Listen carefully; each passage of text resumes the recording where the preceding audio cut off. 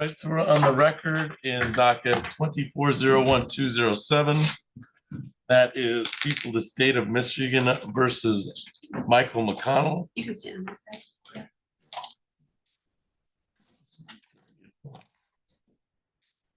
Parties, please introduce themselves for the record. Ms. Wilson. Abigail Wilson for the people. Aaron Robinson, Assistant Public Defender for Mr. McConnell. And sir, you are, excuse me, you are Michael McConnell Jr.? Yes, sir. All right, thank you. This is the time set for a preliminary examination today. Ms. Wilson, how we proceed? Thank you, Your Honor. I believe this is going to be a plea to an added count 2 of embezzlement under 200. Upon successful plea and sentencing, count 1 would be dismissed. There is a sentencing agreement to no upfront jail, and there is restitution owed. However, I do need to double check on the amount that Mr. McConnell has already paid to get that amount. Okay, so we're going to add a count 2 of embezzlement under 1,000? Under 200. Under 200. Do you have the fact code for that? I do. It is 750.1742. All right, and that is a 93-day and or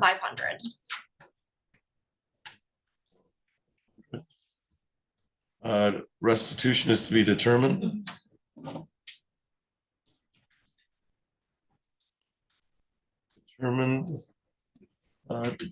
Restitution is to be determined at sentencing. And was there anything else towards the sentence? Sentencing agreement to no upfront jail.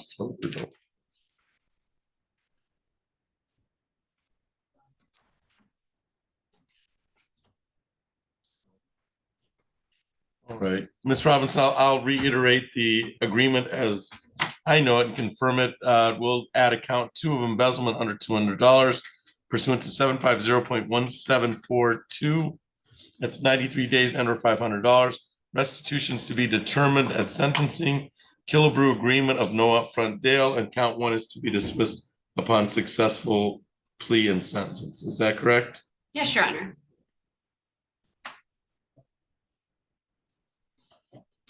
All right, may I inquire of your client of his advice or rights on his misdemeanor plea? You may. Mr. McConnell, you understand you have the following misdemeanor rights, and I'll walk you through those rights on your misdemeanor plea. You are looking at the potential of 93 days and or $500. Restitution is to be determined at sentencing, and there is a Killebrew agreement, which means an agreement between the lawyers that you receive no upfront jail. If I was going to divert, or if I was not going to follow that agreement, you'd have the ability to withdraw your plea. Do you understand that? Yes, sir. All right. You'll be giving up the following rights in this case. You have the following trial rights. You have the right to be tried by a jury, to be presumed innocent until proven guilty. Have the prosecutor prove beyond a reasonable doubt that you are guilty. To have witnesses against a period trial. To question any witnesses that are brought against you. You are represented today by attorney Aaron Robinson. She would be present to cross-examine any witnesses or contest any charges brought against you by the people of the state of Michigan. You have the right to have the court order witnesses in your defense to remain silent during the trial, not to have that silence used against you, and to testify at trial if you choose to testify. If your plea is accepted, you'll give up the claim. The plea was a result of any promises other than what's been stated on the record or threats that was not your choice to plead guilty.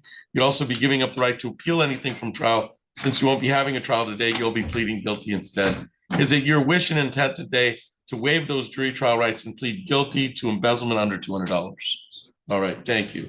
I'm going to have you raise your right hand. Do you solemnly swear or affirm, tell the truth, the whole truth, and nothing but the truth under penalty of perjury? Yes, sir. I'm going to bring your attention back, sir, to the dates of January 18th, 2022 to January 21st of 2022 at the offense location in the city of Lansing. Were you an employee of Spherion at the time? Yes, sir. And as an employee of Spherion, did you convert to your own use through your employment at Spherion without consent any money network cards under the with a value less than $200? Yes, sir. All right. And you did not have Spherion's permission to do so. Yes. All right. Anything towards the factual basis, Ms. Wilson?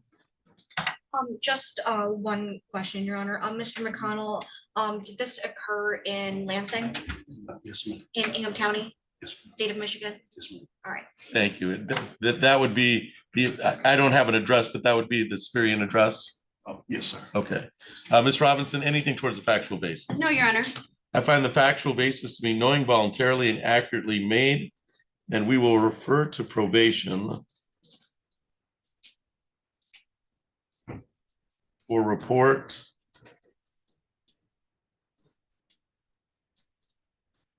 a sentencing date of August 9th. At 8:30. sentencing date of August 9th at 8:30.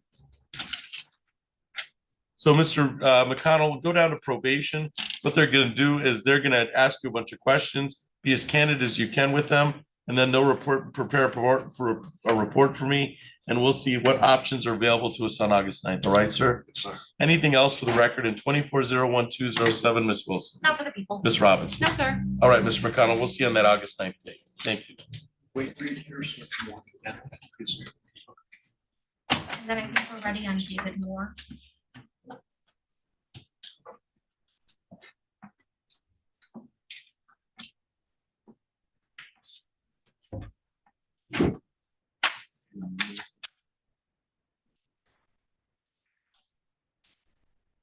Right. We're on the record in dockets 24-01-432. That is People, the State of Michigan versus David Moore. Will the parties please introduce themselves for the record? Ms. Wilson. Abigail Wilson for the people. Ms. Robinson. Karen Robinson, Assistant Public Defender for Mr. Moore. And sir, you are David Moore, is that correct? Yes, sir. Thank you. This is the time set for a preliminary examination today. Ms. Wilson, how are we proceeding? Thank you, Your Honor. I believe this is going to be a plea to an added count 2 of attempted resisting and obstructing. Upon successful plea and sentence, count 1 and the habitual offender notice would be dismissed. So this is attempt R&O, which, what's the PAC code for that? It's Same one? 750.81 D1A. D1A, and that is That is 1 year. 1 year and or 1,000. And there is a sentencing agreement to no further upfront jail. There's a kilobrew of no upfront. So, Ms. Robinson, I'll reiterate that for the record. This is a plea to added count 2 of attempt R&O pursuant to 750.81 D1A. It's 1 year and or $1,000. There's a kilobrew agreement of no upfront jail. Is that your understanding of the plea agreement? It is. With a successful plea to count 1.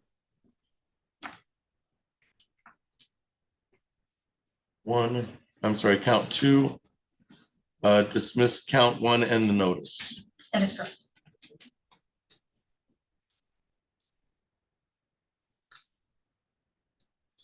All right, Ms. Robinson, may I inquire of your client, Mr. Moore, of his advice of rights on this misdemeanor plea? You may. Mr. Moore, you understand that the ultimate penalty you may be facing in this matter is 1 year and or $1,000 for the attempted R&O, the added count 2. Do you understand that, sir? Yes, sir. All right. There's an agreement between the attorneys that receive no upfront jail in this matter. If I was to deviate from that kilobrew agreement, you'd have the opportunity to withdraw your plea. Do you understand that, sir? Yes, sir. All right. With a plea to count 2 and a successful sentencing, count 1 and the notice would be dismissed. Is that your understanding? Yes, sir. All right.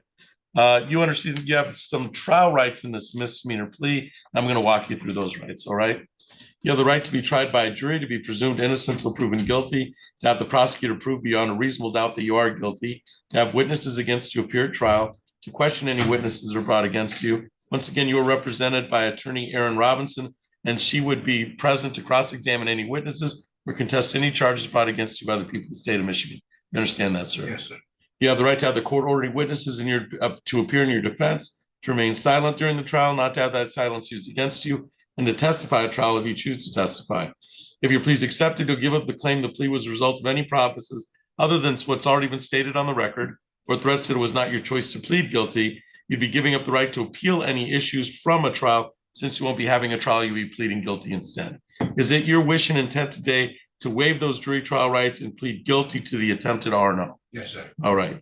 I'm going to have you raise your right hand. Do you solemnly swear or affirm, tell the truth, the whole truth, and nothing but the truth under penalty of perjury? Yes, sir.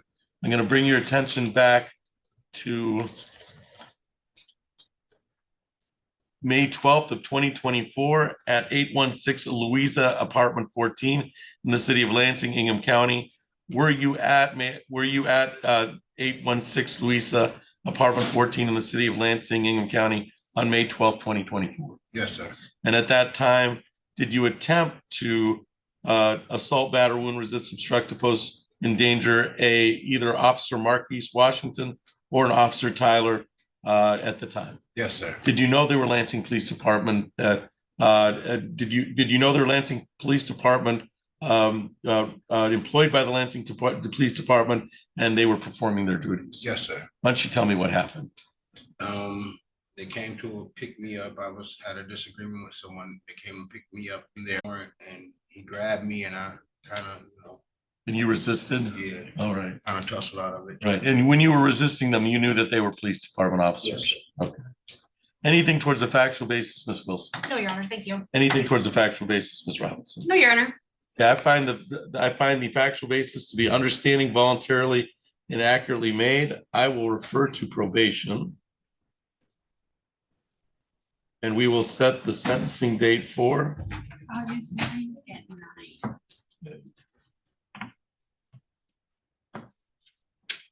So go down to probation. That's on the 5th floor. They'll either set up a date for you, or they'll have a bunch of questions for you.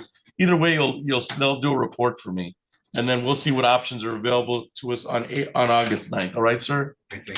Anything else for the record in docket 24-01431, Ms. Wilson? Not for the people. Ms. Robinson? No, Your Honor, thank you. All right, Mr. Moore, we'll see you on that August 9th date. Mr. Moore, you have the seat right here while I get the file ready. I'll let you down the probation.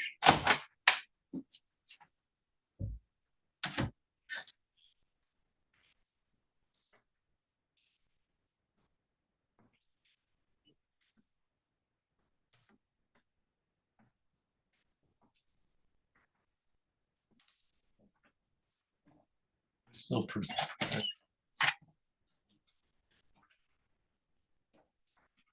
Ms. Wilson, where did you want to go next? I believe I saw the Samuels for Mr. Rifke. Okay. That is.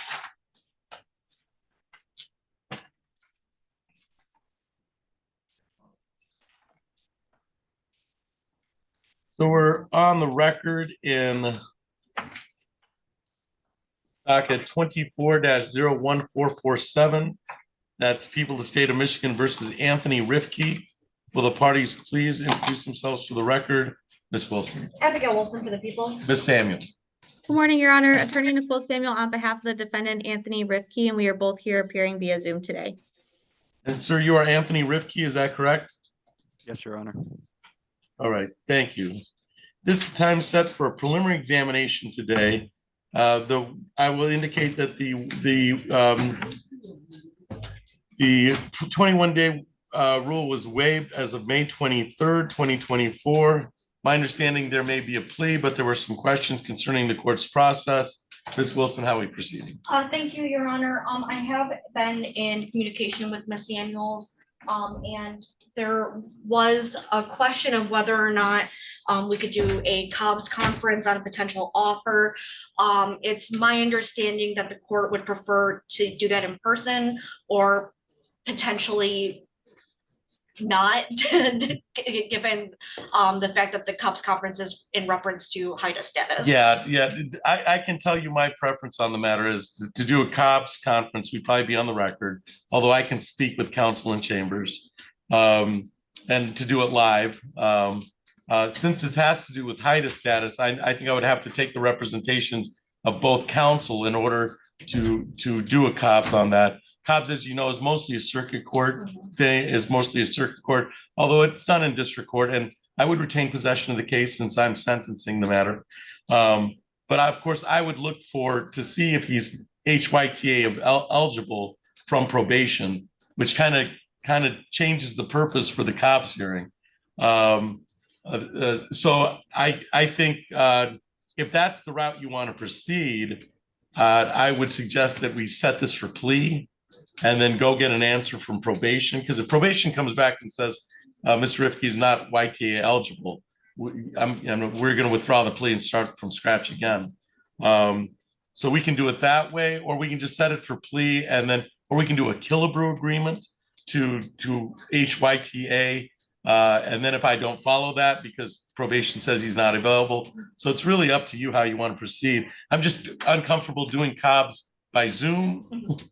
So I have had some discussions with Ms. Samuels about a sentencing agreement in regards to HYTA status. I am not prepared to make a sentencing agreement to HYTA status because of the reasons that the court just said. I have really no control over his ultimate eligibility for it. I am more than willing to say that I have no objection to it. But of course, if I have no objection to it and he's not eligible, then the plea is still satisfied and there would be no withdrawal. And I think that's ultimately what Ms. Samuels is looking for, is the opportunity to withdraw that. right. So I don't think that's the route that's going to work for here. So I guess I will defer to Ms. Samuels on if she wants to set a plea hearing, set a date for a Cobb's conference, or how we want to proceed. Ms. Samuel, how would you like to proceed today? Thank you, Your Honor. Because the prosecutor is not willing to do the Killebrew agreement, I think my client is going to be eligible. This is his first time in the criminal justice system, so I don't see why he wouldn't be eligible. But I guess my route would be, I would like to get the answer from probation and set it for a plea. And then have a Cobb's conference with the court to see if, now that you can see the recommendation from probation that he's eligible, if you'd be willing to enter into a Cobb's agreement with counsel. I have no objection to setting it for plea and sending it down to probation to see if probation if he's YTA eligible. It sounds like he is, but I can't guarantee that. So yeah, we can set for plea today and then make sure. So we'll set for plea. And then we'll give you a couple of dates and see which ones work with your schedule, Ms. Samuel. Thank you, Your Honor. We'll set for plea, and then I'm going to refer to probation just for the single aspect of whether Ms. Rifke is YTA eligible. Thank you, Your Honor.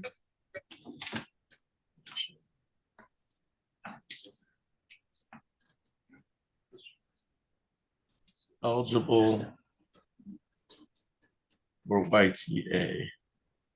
And then by the time we have the plea date, we should have an answer indicating whether Ms. Rifke is eligible, and then I'd feel comfortable doing a Cobb's on that date if necessary, or Killebrew on that date. So we'll set for plea on. Give me a couple of dates. June 28th at 8:30. June 28th at 8:30 works for my calendar. All right. So we'll set for plea on June 28th at 8:30. And then we'll refer to probation just to see if the defendant's eligible for HYTA status. Is it HYTA status? It is, yes. All right. Anything else for the record in docket 24-01447, Ms. Wilson? Nothing for the people. Anything else, Ms. Samuel? Just one quick question, Your Honor. Should my client reach out to probation today? Let's have probation contact him. Okay. Because if he reaches out to probation, there won't be a plea or sentencing set, so they might be, they won't know where that's coming from. I'll talk to probation and make sure they understand the nature of it, and then we'll set a plea on June 28th. That's a good question, Ms. Samuel. But I'm afraid that if your client reaches out, he'll get turned away because they won't have the file. Sure, makes sense. Thank you so much. All right. Nothing further. From All me. right, thank you. So that's all for the record in 24-01447, and we'll see everybody here on June 28th. Thank you. You're welcome. And Ms. Rifke, you're all set. You can stay or you can leave. It's up to you.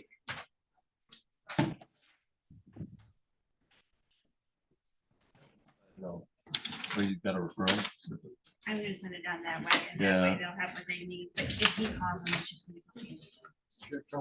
File down there. Okay, just let them know that we're I looking did a for referral to Sean, an so they answer would for know them. the judge is looking for. Hey, how you doing? He's been prepared.